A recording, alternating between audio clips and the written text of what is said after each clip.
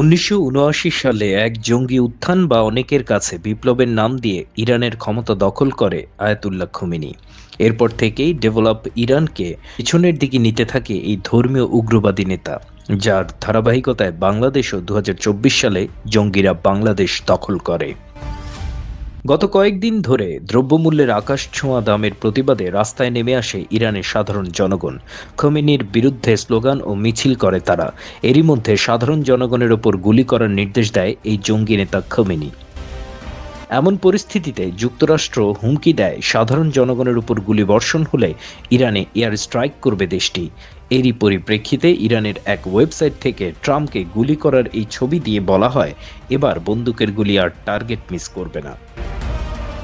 বাংলাদেশের জঙ্গিদের আদর্শ ইরানের খোমেনির দেশ থেকে পালানোর এখন সময়ের বিষয়।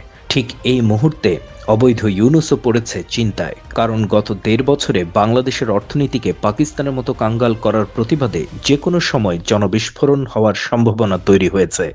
আর ইউনূসের পাশে নেই কোনো পরাশক্তি। অনেকটা দিশেহারা ইউনূস ও বাংলার জঙ্গিরা। Desk report, বিবাংলা.net।